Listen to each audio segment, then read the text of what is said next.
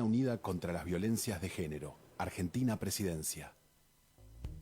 Con Ahora 12, podés seguir comprando en 3, 6, 12 y 18 cuotas fijas en todo el país. Y ahora también en 24 y 30 cuotas. Sí, escuchaste bien. 24 y 30 cuotas fijas todos los días en los comercios adheridos de todo el país. Conoce más en argentina.gov.ar/ahora-12. Reconstrucción Argentina. Argentina Presidencia. Con el Plan Básico Universal, siendo beneficiario o beneficiaria, podés acceder a planes económicos y accesibles de telefonía fija, telefonía móvil, televisión por cable e internet en todo el país. Solo tenés que llamar a tu empresa proveedora de servicios. Exigilo, es tu derecho. Más conectados, más cerca. Conoce más en argentina.gov.ar/Plan Básico Universal.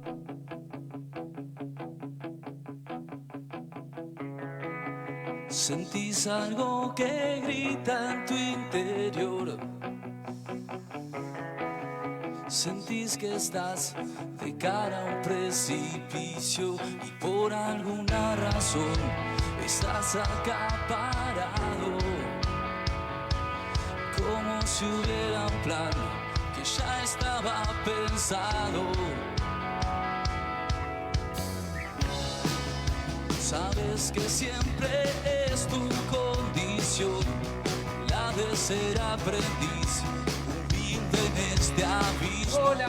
Hola, ¿qué tal? Muy buenas tardes, muy bienvenidos a este www.nuevaculturadespierta.com.ar. Asimismo, NSD Radio Online, también por el 106.5 de FM Mundo Sur, Latinoamérica, y vos, como lo venimos haciendo ya, gracias a Dios, hace 12 años, trayendo la información, la prevención, la toma de conciencia de esta problemática de salud mental que para nosotros es imprescindible seguir tratando y seguir trabajando, como siempre trayendo y haciendo mención en nuestro espacio a los principales referentes de los cuales tenemos que aprovechar lo máximo posible para sacarle todo ese jugo, todas esas herramientas necesarias para seguir trabajando en la problemática de adicciones. Temas hoy para tratar muchísimo, siempre, obviamente, agradeciendo desde el 822 del cuarto piso A, desde Avenida de Mayo y Piedras, recorriendo desde la Ciudad Autónoma de Buenos Aires para los más de 40 medios de comunicación que se van sumando en todo el país, y asimismo a nuestros hermanos uruguayos. Un abrazo grande para todos aquellos que desde Carmelo también aceptan esta posibilidad que les brinda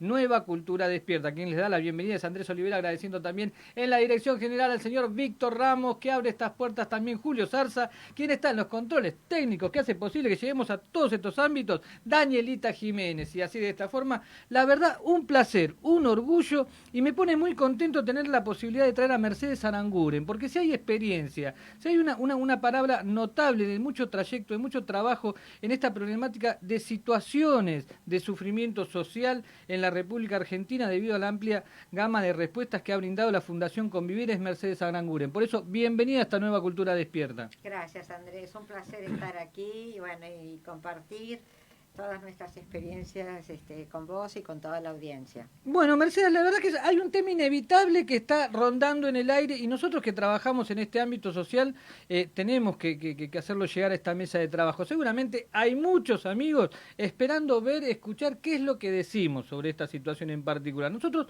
vamos a ser muy cautos porque sabemos que esto sucede a la vista de todos. Durante muchos años se viene repitiendo este tipo de situaciones, pero hay un inicio para empezar a trabajar en todo esto, Mercedes. Bueno, primero me imagino que te referís a lo que ha sucedido con esta comunidad terapéutica, entre comillas, o granja, como lo llaman algunos.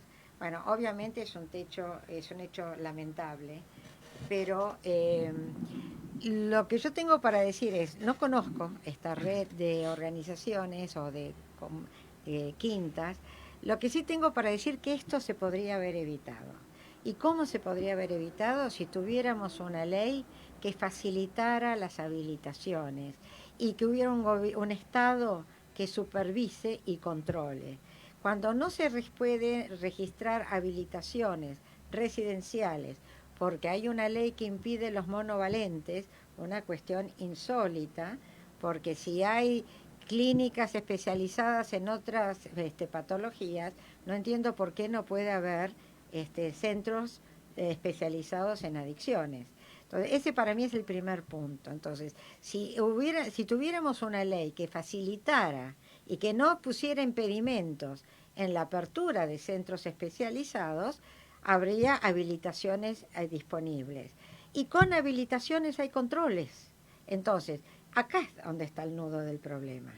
Porque al no haber posibilidad de habilitar centros residenciales con internación, monovalentes, entre comillas, o sea, especializados en la temática, no hay posibilidad alguna de que haya los controles necesarios. Y evidentemente acá ha fallado algo, ¿no es cierto?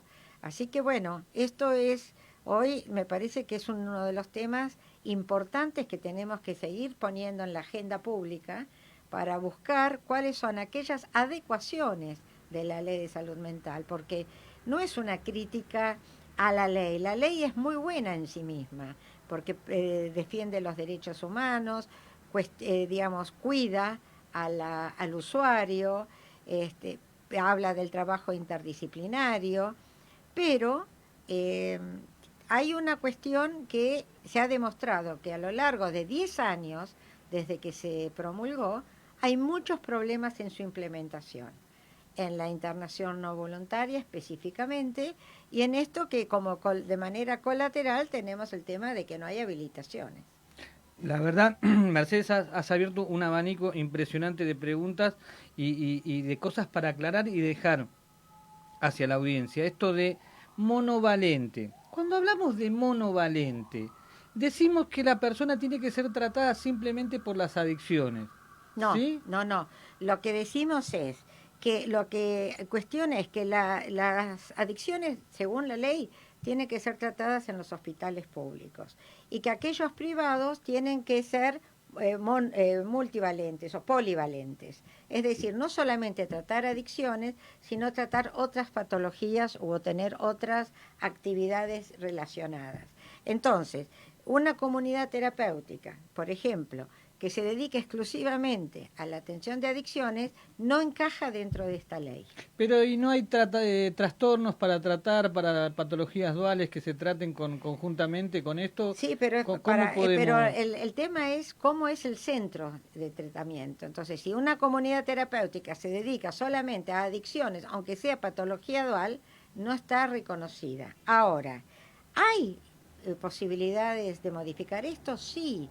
¿Hay posibilidades de hacerlo más flexible? Sí, y eso no significa cambiar la ley, significa poder ser más flexible en la reglamentación.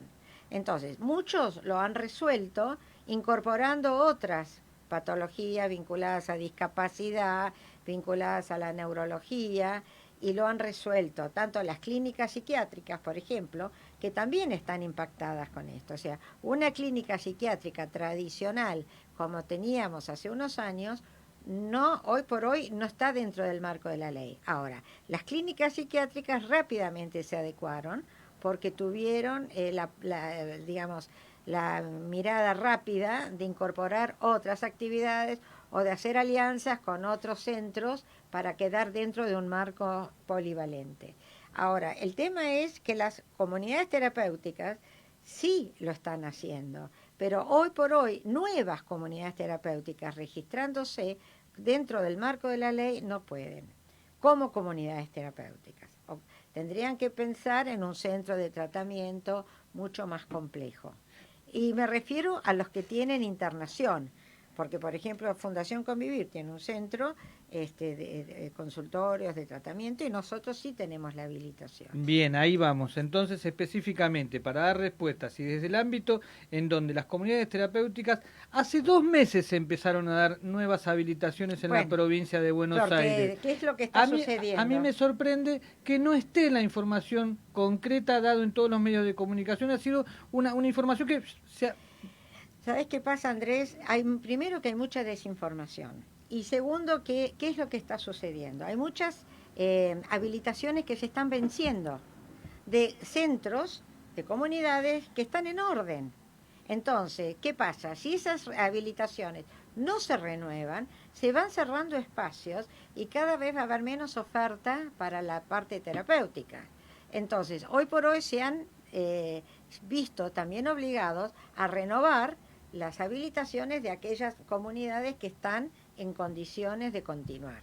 Pero bueno, esto es un nudo, yo te diría que es un nudo que tiene que resolverse. Ese, y después el tema de las internaciones no voluntarias. ¿Por qué? Porque hoy la ley te exige que tenés que tener una indicación firmada por un equipo interdisciplinario. Entonces, si es alguien que está dentro del marco de un tratamiento, no es problema, porque hay un psiquiatra, un psicólogo, un trabajador social, un profesional afín.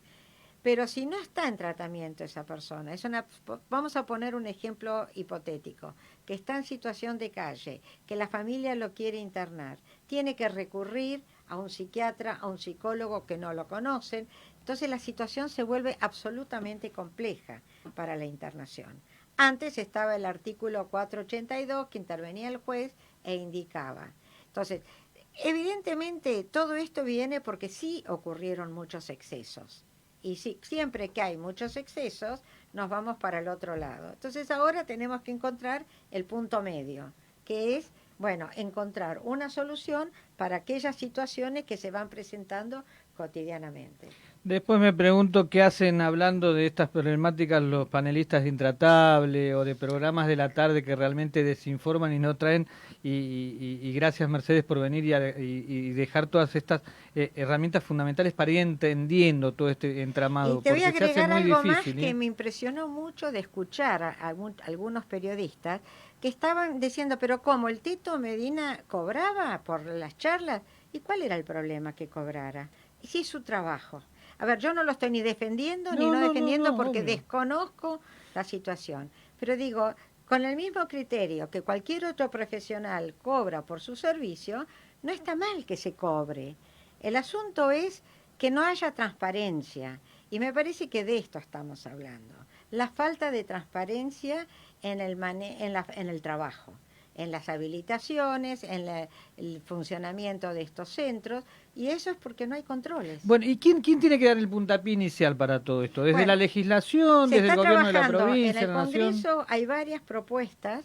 Yo estuve participando en algunas jornadas que se organizaron en el Senado. Donde estuvo Estela Mauri, donde estuvo la madre de Chano. Exacto, ahí se hicieron 3 o 4 jornadas, a mí me tocó exponer en la primera, en la segunda estuvo la mamá de Chano, un encanto, una mujer realmente muy bien ubicada dentro del problema. Entonces, se está trabajando en articulación Senado y diputados, hay varias propuestas. Bueno, el asunto es que acá hay un problema ideológico. Entonces, hasta que no se corra la ideología y se vea el problema en sí mismo, va a ser muy difícil encontrar una solución. Porque además hay algunos que quieren cambiar la ley por completo, otros quieren una ley separada de adicciones y otra de salud mental. Entonces, cuando hay, digamos, posiciones tan opuestas, es muy difícil encontrar un punto medio. Yo creo que hoy por hoy hay que partir de la misma ley que está, que tiene cosas muy, muy buenas, y trabajar aquellos puntos, aquellos artículos que en la implementación han demostrado que son problemáticos para su implementación. Nosotros hemos tenido la oportunidad en programas anteriores de poder tener la palabra del Estelle, quien generó lo que es la ley de drogas en la República Argentina, y él mismo dijo que esa ley no va más, que es una ley que ya ha pasado, que en la actualidad no se puede implementar más. Inclusive hasta nos sorprendió cuando impulsó, en alguno de sus comentarios, esos dichos son de registro de estos programas, en donde él vería hasta con buenos ojos la intervención de una despenalización y hasta una posible legalización del consumo de marihuana en día. Ahí diciendo, la despenalización sí, absolutamente, yo creo que sí, pero el problema también de nuestro país es que nosotros tenemos leyes muy buenas. Refiriéndonos a que estas leyes hace 30 años que no se toca ninguna. No, obviamente. Más allá que pero la renovación... Digo, en función de los dos últimos temas que vos tocaste, que la despenalización y la legalización, yo estoy de acuerdo en la despenalización por la tenencia para uso. Pero, digamos, la legalización es otro tema. Ahora, hay países que han resuelto muy bien el tema y es, por ejemplo, un ejemplo es Portugal. Entonces digo, ¿por qué no miramos y analizamos y estudiamos aquellos países que realmente han logrado una regulación del tema. ¿Cómo sería este modelo? Si nos puedes comentar un poquito. A ver, yo hace mucho que lo vengo siguiendo.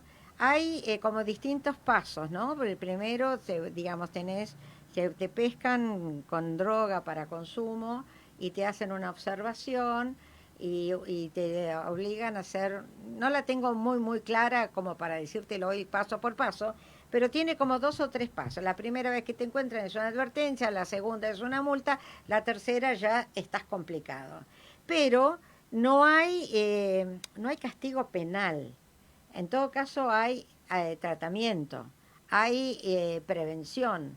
Lo que pasa es que acá no en ese caso acá no acompañaría. Es que ese es el problema. Acá no acompañamos claro. ni con prevención. Nos vamos a los extremos. O tenemos leyes muy buenas que no se reglamentan, o cuando se reglamentan después no se revisan. Porque cuando uno no puede pensar que cuando se piensa algo desde lo teórico, ¿no? Esto de cómo tiene que ser lo ideal, cuando vos lo bajás a la realidad, te encontrás con un montón de imponderables que no fueron contemplados cuando se promulgó la ley. Entonces tenés que adecuarla. Y después de 10 años, lo razonable es analizar, discutir cuáles han sido las dificultades y tratar de resolverlas. Pero no entrar en un antagonismo, que es como estamos en este momento. Pareciera que si vos estás pensando en que hay que hacer algún cambio, sos... no respetás los derechos humanos, querés encarcelar, no, nada que ver. Estamos cuidando a la persona, y una persona que está en consumo, vos lo sabés muy bien, no ejerce su voluntad en nada. Entonces hay que ayudarla. No estoy diciendo que es buena la internación obligatoria, pero hay casos donde una medicación adecuada, un seguimiento adecuado, le mejora la calidad de vida. Entonces, ¿por qué lo vamos a abandonar a su arbitrio? Clarísimo, Mercedes, la verdad que esto nos deja a nosotros con muchas herramientas para seguir trabajando y pensando la reformulación de una ley o implementación de esta ley o estas herramientas, cómo se parten desde la base, en dónde podemos conversar y dónde podemos empezar a dialogar sobre estas problemáticas. Bueno, yo creo que el Congreso va a dar una apertura, hay varias leyes, supongo. Para mí lo ideal sería, como se hizo en su momento, con el tema de la despenalización, que se abrió para las organizaciones, los que estamos en el tema, ir a presentar nuestras opiniones. Después se llevó a la Cámara y se votó y no salió. Pero estamos lejísimos de una legalización. Y de hecho está demostrado que no es la solución. Eso en el marco de la legislación que no está implementada, eso en el marco de todo esto que se podría llegar a hacer. En lo que eso y en lo tangible, en esto antagónico de lo que estábamos haciendo relación, de lo que está haciendo la Fundación Convivir, en el trabajo completo de los últimos años, va más de 30 años de trabajo. 37. 37 años de trabajo. Contanos, ¿cuál es la vertiente del trabajo fundamental de hoy en día en la República Argentina sobre los dispositivos y cómo se trabaja así legalmente? Bueno, a ver, nosotros tenemos, desde el punto de vista desde el abordaje de tratamiento terapéutico, tenemos un centro ambulatorio donde trabajamos con distintos dispositivos, terapia grupal, terapia individual, hay talleres para, ¿cómo se llama? Terapia ocupacional, sí. Hay, por supuesto, monitoreo psiquiátrico. En fin, es un centro flexible donde lo que buscamos es la adherencia al tratamiento. Las personas vienen voluntariamente porque un ambulatorio, si no hay voluntad de querer tratar y de estar mejor, no funciona, ¿no? Entonces, lo primero que trabajamos es la adherencia al tratamiento y buscamos que la persona quiera estar mejor. No hablamos ni de abstinencia, ni de dejar de drogarse. Obviamente que nadie va a permitir que alguien consuma dentro de la institución. Pero nuestro objetivo es que la persona empiece a tener la necesidad de querer estar mejor. Qué importante esto, porque ahí es donde vamos a la base de la recuperación, cuando nosotros decimos nuestro objetivo. Y ahí es cuando uno negocia o realmente va hacia donde el paciente, el usuario o la persona quiere salir de esa problemática, invitarlo a ver hasta dónde tiene que llegar, porque si no son nuestras expectativas. Así es, y muchas veces vienen y te dicen, que consumen, porque hoy ya no hay un único consumo, ¿no? Entonces dicen, bueno, yo quiero dejar la cocaína, no me interesa dejar la marihuana o el alcohol. Y bueno, empecemos por ahí, empecemos a trabajar, qué te pasa, cuáles son los momentos en que te lleva a consumir, y a partir de ahí se va trabajando. Eso desde el punto de vista clínico. Después tenemos una actividad muy, muy fuerte en territorio. Trabajamos en varias,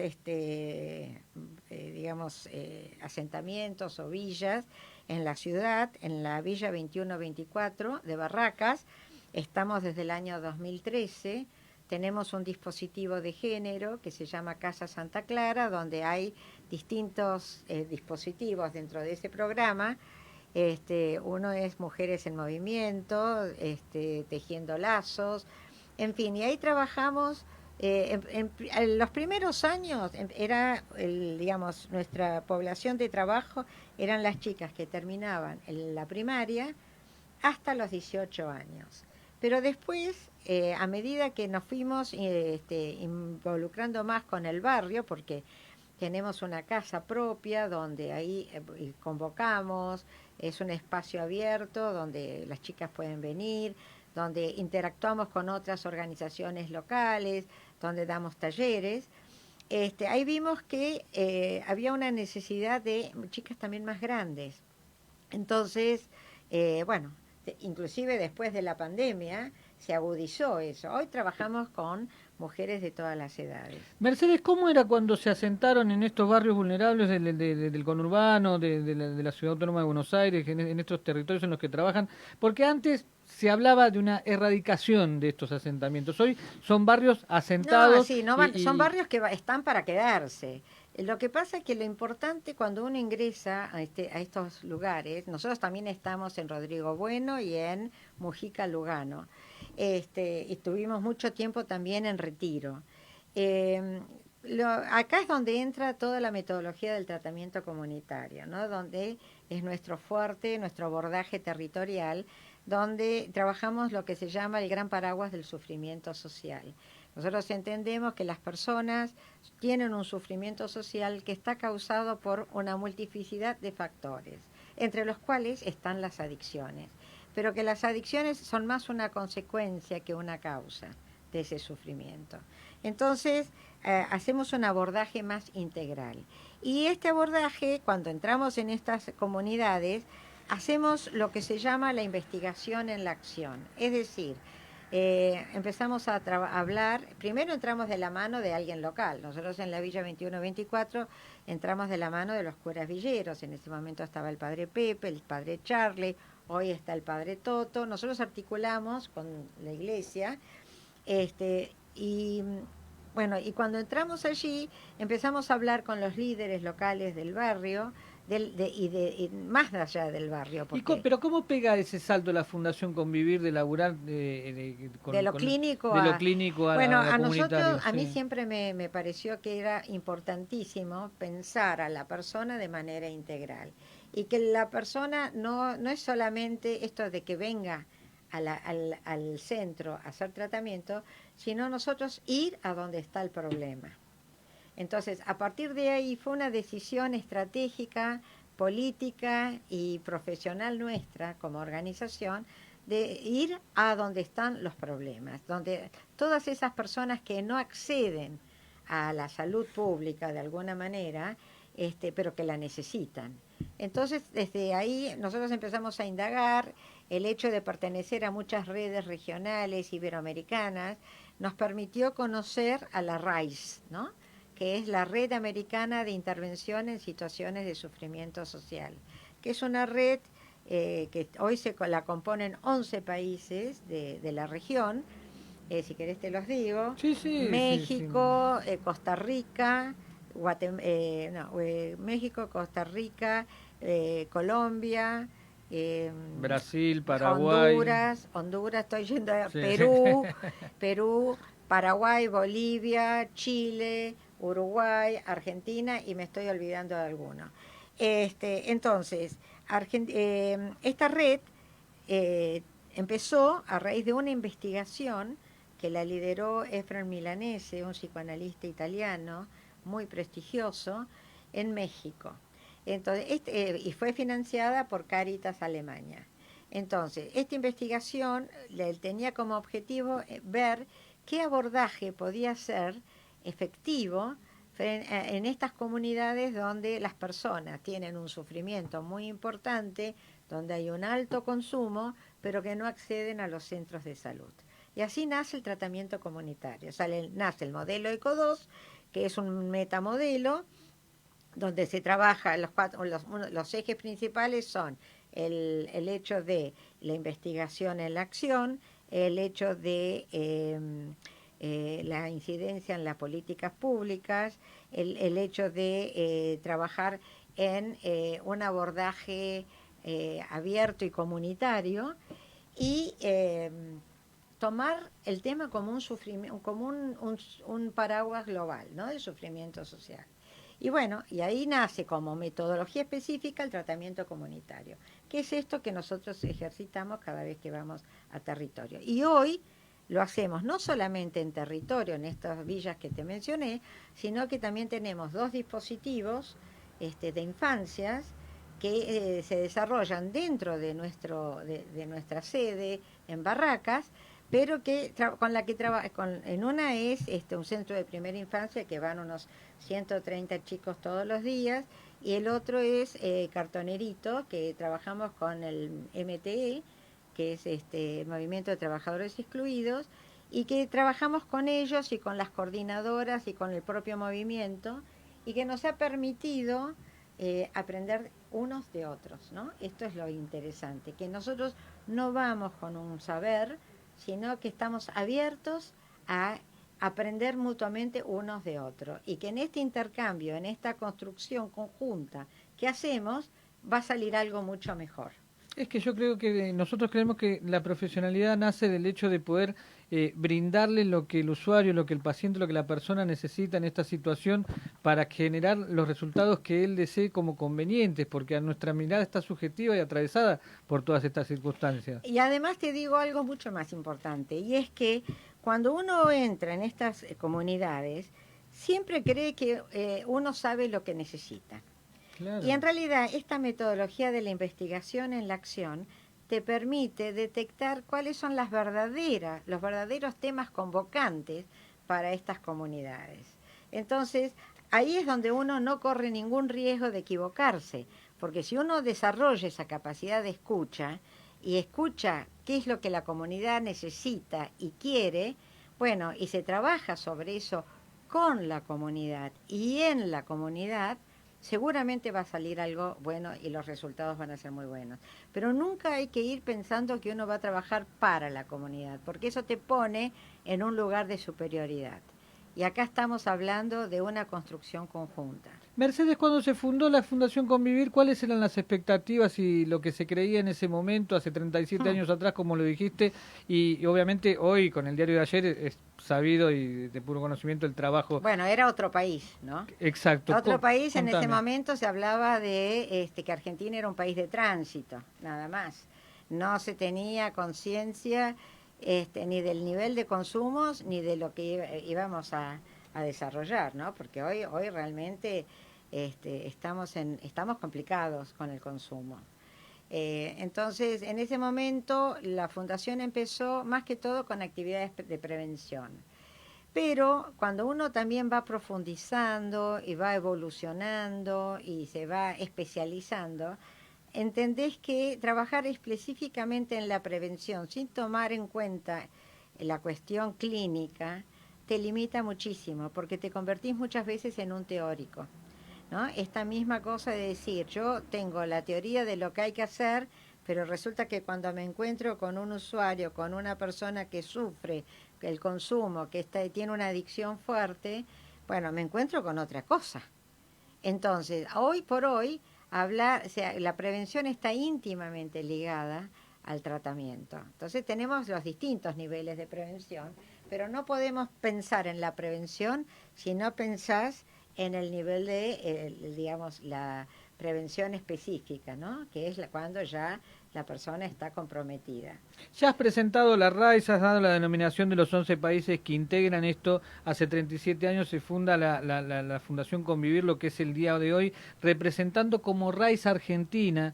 Mercedes Aranguren va a ser una de las voceras que va a exponer dentro de pocos días uno de estos seminarios internacionales en donde lo territorial, lo comunitario, la problemática de adicciones en situaciones de sufrimiento social se vocifera a nivel latinoamericano en esta instancia. Ahora, ¿cómo lográs llevar adelante la RAIS Argentina? ¿Por qué sumar estas herramientas? Si bien ya has dado un avance y saber que estos estudios vienen desde México, financiados por Cáritas Alemania, etcétera. Fueron, ya no más. No, ya estamos en otra instancia, como dijiste también.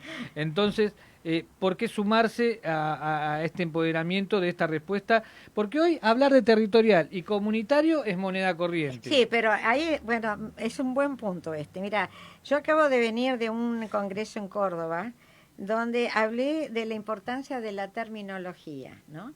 Porque exactamente, la gente usa territorio y comunidad como sinónimos, no profundiza, creen que hacer comunitario es ir al territorio y hablar con la gente, y no, esto implica una estrategia, implica fortalecer redes, todas las redes, la subjetiva, la comunitaria, la de líderes, la de recursos comunitarios, es decir, es un entramado que tiene mucha complejidad para poder obtener resultados, la sistematización de toda la actividad que se realiza, el tener los objetivos claros que se van construyendo con la comunidad, decir, bueno, entonces vamos hacia allá y hacia ese objetivo ir construyéndolo con actividades, con motivaciones, con seguimiento, con orientación.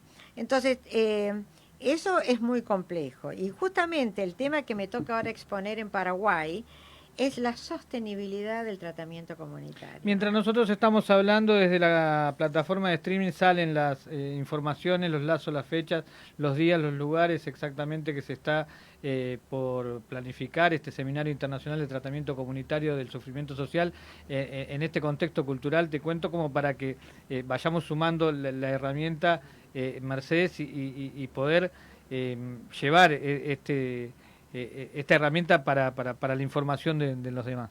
Bueno, no, te decía, y entonces la sostenibilidad, y uno de los objetivos que también tiene el ECO 2 es la incidencia en políticas públicas, ¿no? Y esto es fundamental. Y nosotros acá ya estamos hace más de 15 años trabajando en tratamiento comunitario, hoy nos hemos convertido afortunadamente en referentes en el tema.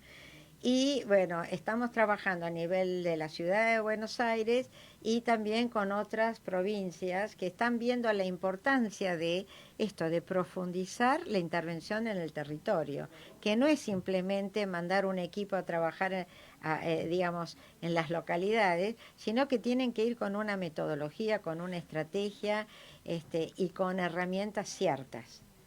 Vos sabés bien claro de que a pesar que han pasado las décadas del trabajo que está refiriendo la Fundación, el acompañamiento político también es necesario y en políticas públicas.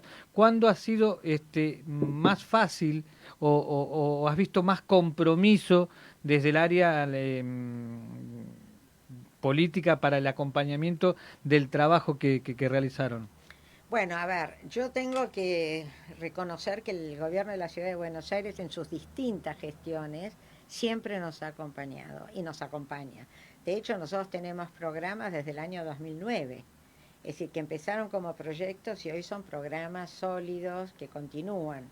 Pero también estamos trabajando, por ejemplo, algunas cosas con el gobierno nacional y hemos trabajado con el gobierno de Jujuy, con Mendoza, en la provincia de Buenos Aires. Es decir, son tantos años de trabajo que hemos ido incursionando. Ahora vamos a entrar con Neuquén, que vamos trabajando con distintas... te diría que esto es más que el compromiso del funcionario que va entendiendo de qué se trata. Entonces, cuando el funcionario entiende de qué se trata, no importa el color político, va buscando el camino para mejorar su gestión. y mejora su gestión con una buena intervención en la temática. Mercedes, vos dirás por qué este hombre no va a la pausa, por qué este hombre no me deja tomar agua, por qué me deja... Y en realidad es porque te tengo nada más que 50 minutitos disponible para mí, para dejar toda la información que es valiosísima para mí. ¿Por qué?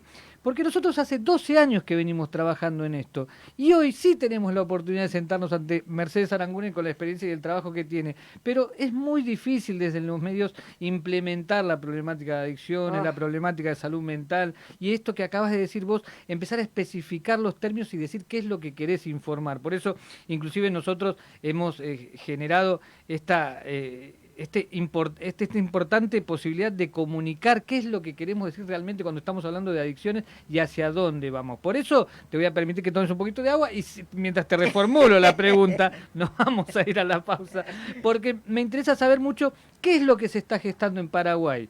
Vas a exponer, sabemos, pero ¿por qué se generó en Paraguay esto? Venimos de una pospandemia, estamos trabajando en un contexto que se han despertado muchísimas otras problemáticas más y el tema y el contexto es a nivel mundial distinto.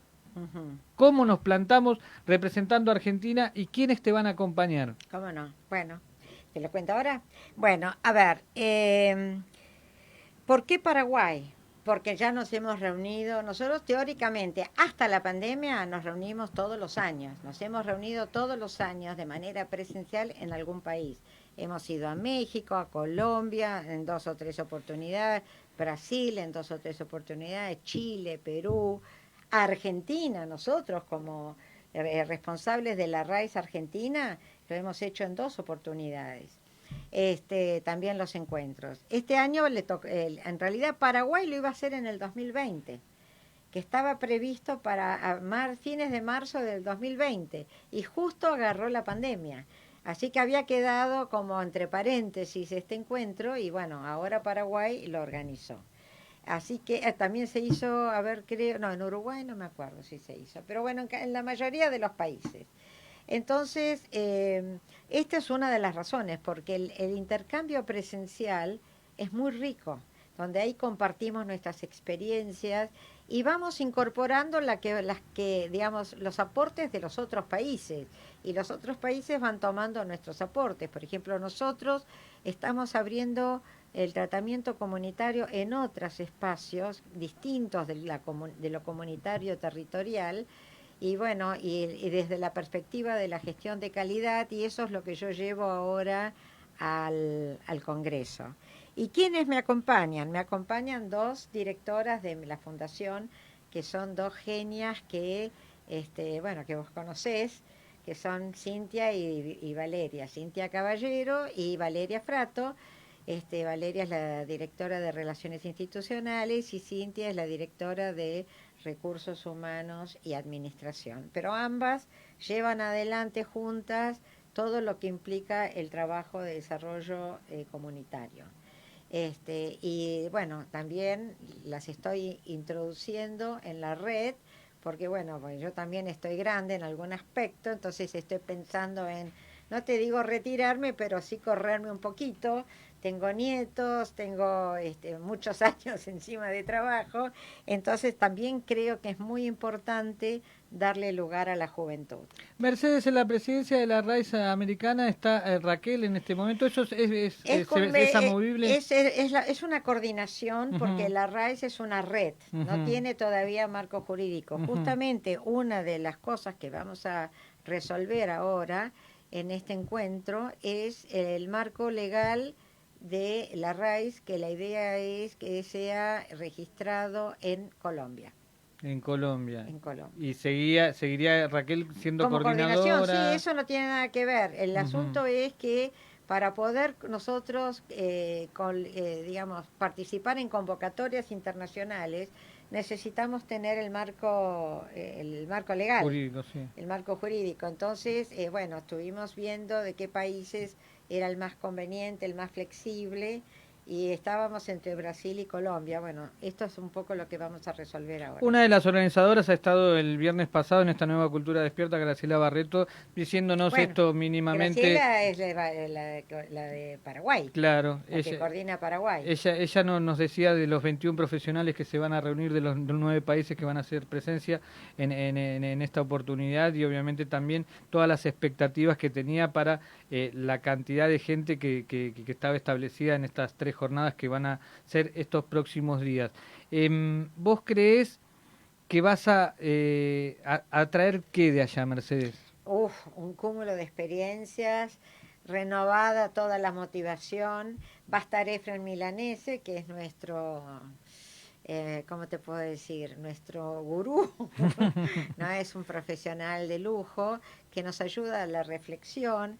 Vamos a tener también un panorama muy claro de cómo está Latinoamérica, ¿no? Porque, digamos, no solamente Argentina está complicada con respecto al consumo, independientemente de las otras cosas que estamos complicados, pero también en los otros países está pasando. Entonces, bueno, vamos a venir con mucha información, seguramente, con muchas oportunidades, y yo diría con una consolidación de este trabajo que venimos haciendo, porque cada vez que nos juntamos de manera presencial es como una renovación de votos, Claro. ¿no? Los votos de este compromiso social comunitario. Nosotros subimos la apuesta. Nueva Cultura Despierta va a tener la oportunidad de visibilizar este seminario. Me Vamos encantó, a generar yo sabía. esta oportunidad de tener en nuestro canal de YouTube estas 3 jornadas. Hemos gestionado ya, y la verdad que nos pone muy contentos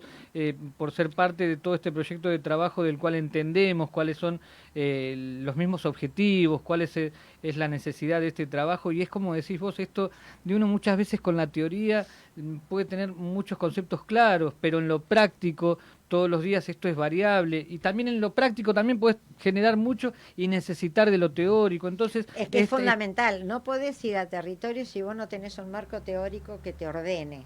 Ahora, para poder tener ese marco teórico adecuado, tenés que ir al territorio, ¿no? Entonces se retroalimentan, porque quedarte solamente con el marco teórico no alcanza, porque entonces te encontrás con todos esos teóricos que saben mucho, pero que después los pones frente a la situación y no saben cómo manejarse. Entonces es muy importante esto, tener un marco teórico que te ordene, pero después ir a territorio y ver cómo implementás toda esa teoría, y ahí es donde te encontrás con la realidad.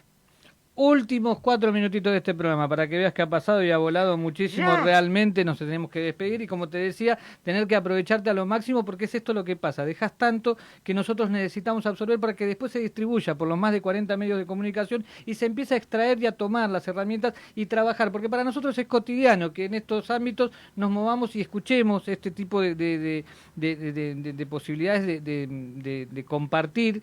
Pero en este momento te están escuchando en Bariloche, en este momento te están escuchando en Misiones, en este momento te están escuchando en Carmelo, en este momento te están escuchando en Chaco, en Comodoro Rivadavia, en distintos puntos del país, que dicen, che, mirá qué bueno lo que dijo esto, vamos a traerlo, vamos a sumarnos. Y uno genera esto que, la verdad, empieza a dejar una semilla en distintos puntos del país, que se empieza a fortalecer, y un día dice, como vos dijiste, esto de tener un gurú, bueno, el día de mañana uno dice, che, yo esta idea la saqué de tal lado, y está buenísimo seguir implantando y dejando estas cosas. Por eso, para mí es necesario. El que quiera escuchar deporte, que escuche deporte, el que quiera escuchar música, que cambie. Y lo importante de esto, que al estar en nuestro multimedio digital, nosotros lo podemos parar, ir a tomar mate, volver, seguir escuchando, compartir, porque lo tenemos por el canal de YouTube, lo tenemos en nuestra página oficial, por el www.nuevaculturadespierta.com.ar, donde hace posible de que todo este multimedio quede plasmado como este trabajo, al que también podemos dejar algunas líneas de contacto para que se sumen al trabajo o al entendimiento de qué es la Fundación Convivir, Mercedes. Bueno, a ver, el que quiere averiguar un poco más sobre nosotros tenemos una página web que es convivir.org. Tenemos Instagram, tenemos Facebook, tenemos Twitter, tenemos LinkedIn. Estamos en todas las redes. Ponen Convivir y Fundación Convivir y aparece. Así que ahí pueden ver toda la información. Nosotros la actualizamos permanentemente. Y bueno, Andrés, yo, ¿qué puedo decirte? Agradecerte esta oportunidad que me diste de compartir en 40 minutos toda una experiencia de vida, porque en realidad para mí esto no es un trabajo, es un proyecto de vida que ha sido toda mi vida. Yo he tenido la suerte de poder trabajar en lo que me gusta, en lo que me da placer. Y todas aquellas personas que cuando viene alguien a la fundación y me dice, no, porque yo quiero trabajar, le digo, si vos buscas un trabajo, no es aquí el lugar. Si vos buscas un proyecto de vida que además te permita trabajar y tener tu sustento, bienvenido sea. Porque me parece que no se puede trabajar en esta actividad si no hay una verdadera vocación. Mercedes, para irnos despidiendo y ahora sí tomándome este privilegio de tenerte sentado en este lugar, seguramente hace 37 años cuando comenzaste este camino sentías lo mismo que sentís hoy, porque se te sigue poniendo el brillo en los ojos de eso que nos atraviesa a los que amamos este camino y que sabemos hacia dónde va. Pero esta vez el mensaje es para aquellas familias que acaban de sufrir esta situación que a nivel nacional sabemos que está pasando desde una comunidad, desde una granja de rehabilitación, desde un dispositivo que se trabaja en adicciones, desde estas personas que quisieron o no, vaya a saber lo que pasa realmente, la justicia lo va a dirimir a esta, pero yo me quedé con imágenes, por ejemplo, de pibes con ropa envuelta en una sábana y caminando hacia un destino incierto.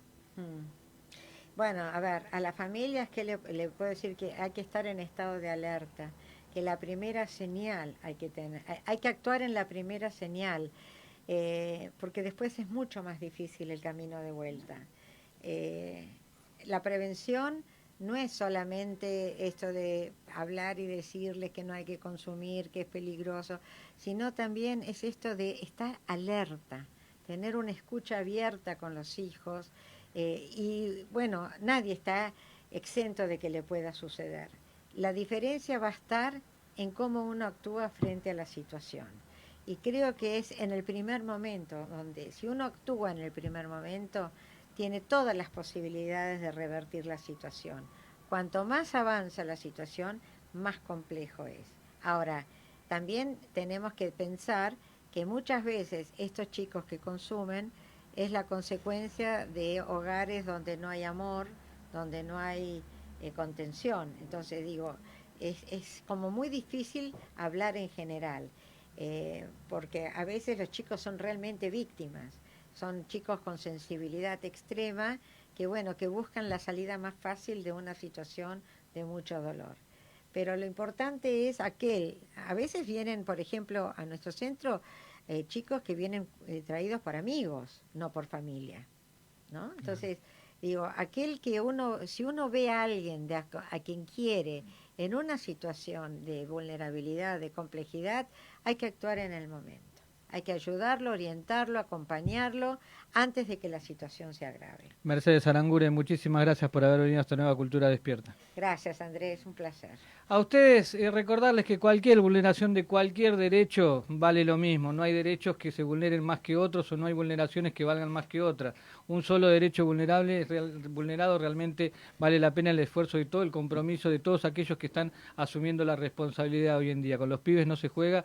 La verdad que esta nueva Cultura Despierta se solidariza con aquellos que están pasando esta situación difícil realmente, de la cual nos ponemos el compromiso en el hombro y seguimos informando, previniendo y llevando la toma de conciencia necesaria para seguir trabajando en esta problemática como lo venimos haciendo hace 12 años. Nosotros tenemos que agradecer a quien hace posible que estemos en el aire, Víctor Ramos en la dirección general, Julio Zarza en la dirección de la radio, obviamente también a quien está en los controles técnicos, Gabriel Sánchez y Danielita Jiménez. Muchísimas gracias por llevarnos a los más de 40 medios de comunicación del interior del país, a quien hace posible que Andrés Olivera sume y lleve adelante esta nueva Cultura Despierta, en la producción general esta señora Soledad Centurión, que hace posible de que nosotros sigamos transmitiendo todos los viernes a las 16 horas.